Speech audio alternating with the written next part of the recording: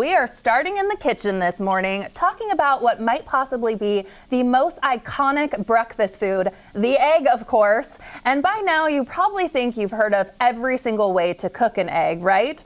We thought so too until our first guest this morning proved us wrong. Cookbook author and chef Kenji Lopez Alt is in our kitchen again. Welcome back to New Day. Thanks for having me again. This is so exciting. And so you're going to show me how to cook an egg two different ways, right? So what are we doing first? Yeah, well, normally you think of frying an egg, you think of butter or oil. Yes. We're going to cook it two different ways today. So the first way we're going to use heavy cream. Heavy cream. Yeah, so you start by adding a little bit of heavy cream to the bottom of the pan. So you would heat up the pan first, but again, not put anything else in it. Exactly, yeah. Okay. So the pan is just at a little, you just want the pan hot enough that the cream comes to a simmer. You can start in a cool pan, add the cream, and just bring it to a simmer. And the idea here is that cream and butter are basically the same thing, just in different ratios. You know, both of them have a combination of water, milk fat, butter fat, and milk solids. The difference is that butter has about 80% butter fat, whereas cream has about 35% butter fat. Okay. Butter also has about 2 to 3% milk solids, so those are the sugars and proteins, whereas cream has a higher percentage. So what happens with the cream is that eventually you'll see as this cream starts to simmer down, all of the water content is going to evaporate away. And meanwhile, a little sausage. Yeah, we're going to put a little sausage in here. Yes. And meanwhile, the fat and the milk solids and the milk sugars are going to be left behind. And those are the bits. So have you ever made brown butter? No.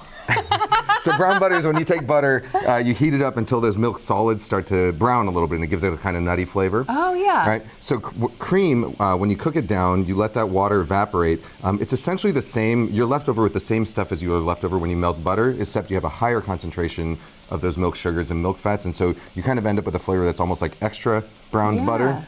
So it's gonna, you'll see, it'll get a nice sort of caramelized It already look is to the smelling side. so good. And that's what I love about your cookbooks is you just explain things so well, and you have like just all this, everything's so scientific. And I think that's what's so interesting to people like me in the kitchen, that, I don't know, there's a point to everything that you're doing and a science. Yeah. Okay, so you're seasoning a little. Yeah, just a little bit of salt and pepper.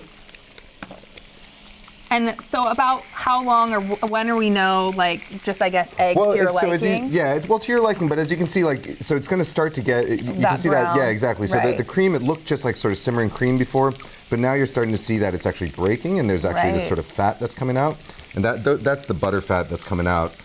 So eventually, Is we're this doing your this- favorite way, too, to Oh, eat I don't know about eggs? I don't know about a favorite way. okay. There's all kinds of ways to eat eggs. I mean, eggs are my favorite food, among my favorite food, and this is Really? definitely one of my favorite ways to do it. This technique, by the way, it was my friends Alex and Aki Talbot. They have a blog called Ideas in Food that's been around. If you've been in the cooking industry, you're familiar with this blog. It's Okay. been around since like, I don't know, 2000 or so, a real old one. But I saw this technique there first. And there's another woman, her name is Lisa Steele. She has a book called The Fresh Eggs Daily book, and she talks about this technique also. And you posted a video too about eggs that kind of went viral. It got a lot of views as well on your YouTube channel, and you have a lot of those videos that we're seeing here.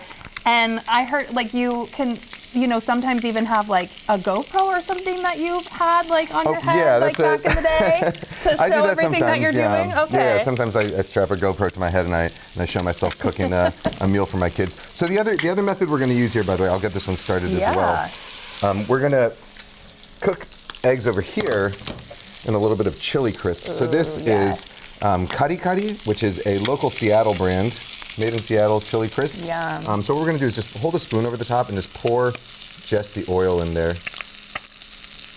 And again, get your pan heated a little before and then pour that in. Exactly. Okay. All right, so these eggs, Is you this can already see. ready to taste us? Oh. Yeah, we're going to get those sausages out. So you can see how well they brown in that cream. That all went really quick, too. Yeah, eggs only take a couple minutes to cook. Yum, yum, yum. What do you think are some of the biggest mistakes that you see with people cooking eggs? The biggest mistakes I see with people cooking eggs are, letting other people tell you how to cook them. Some people like their eggs hard, some people like them soft. So my daughter loves her scrambled eggs really hard. like almost like she likes them like real nice and dry. Whereas my son, my toddler, prefers them the way I like them, which is kind of still soft and creamy. But I think, honestly, I think the biggest mistake people is letting other people tell them how to eat their food. I like that. Okay, and then so at the end you kind of just sprinkled on some chives, right? Yeah, That's exactly. what you did. I'm gonna dive in and try this. I'm obsessed with eggs too. And then you're putting in here some more eggs with the chili crisp. Exactly, yeah. So we're gonna fry these directly in that chili crisp oil. Whoa. That is life-changing. That's so creamy and delicious. Oh, I don't want to steal from you. No, you can't eat my eggs. I'm gonna grab some of those. I like the crispy brown edges. Yum. I do too. That is so delicious and creamy. I would have never thought of cooking it in cream, but it's absolutely fantastic. And you think they're gonna come out like almost like, well, when you see it, you think they might come out like a poached texture. That's what I was worried about. Yeah, exactly. But the cream breaks down. It turns into, you get these really nice crispy brown edges. So good. Okay, and while those are cooking too, tell people what you have going on right now. I mean, you have a YouTube series, you have a podcast. I mean, what's next? What's happening? What's happening? Well, this year I'm working on a new cookbook. You are? Yeah, so I should have a cookbook coming out. It's another sort of big cookbook, sort of similar in scope and size to my first cookbook, The Food Lab. So that probably it'll probably take about 2 years to finish, but I'm starting work on that this year. And in the meantime, I'm on a quest to go to every single teriyaki shop in Seattle.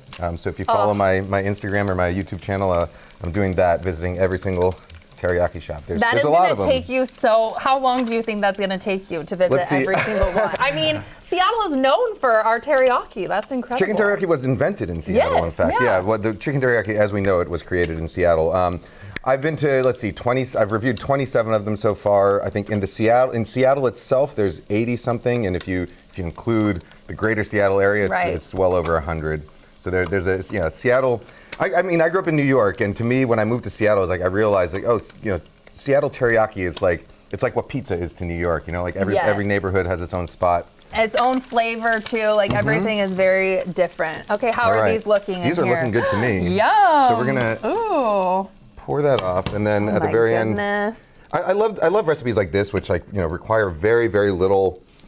Very few ingredients, very little extra work, but they kind of boost flavor, So we're gonna finish it also with some chives, and then I'm gonna take some of the extra. Yeah. Oh. So this chili crisp, by the way, it's made locally. I love it because it's got all these extra sort of crispy garlic bits in it.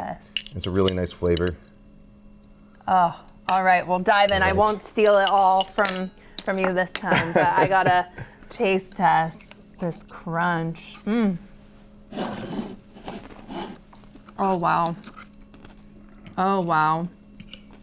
It's that crunchy garlic, right? The garlic is so good in that. Okay, I need these both in my life. That is absolutely incredible. I can't believe that's local, too.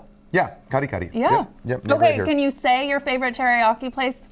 My favorite, is it too early to tell? You can tell me that it's just too soon. I would say that the one I go to more than any other, not necessarily because it's my favorite, but because I'm down in the area frequently, is Rainier Teriyaki. It's on Rainier Ave, just a little north of Columbia City. Okay. I take my daughter to gymnastics down there, and so we stop at Rainier Teriyaki on our way home. But that is among the best. Do you get just your chicken teriyaki spicy, or are you just tasting the basic? Sometimes I get chicken? Sometimes I get spicy, but no. When I'm doing the taste test, I always get a combination of chicken teriyaki with gyoza. Oh my gosh, yum. Okay, that's my order. Thank you so much for being here. I definitely am going to follow along to see where you're going next, and all your videos are so amazing. Well, thank you. Yes. The New Day Northwest Kitchen is brought to you by Safeway.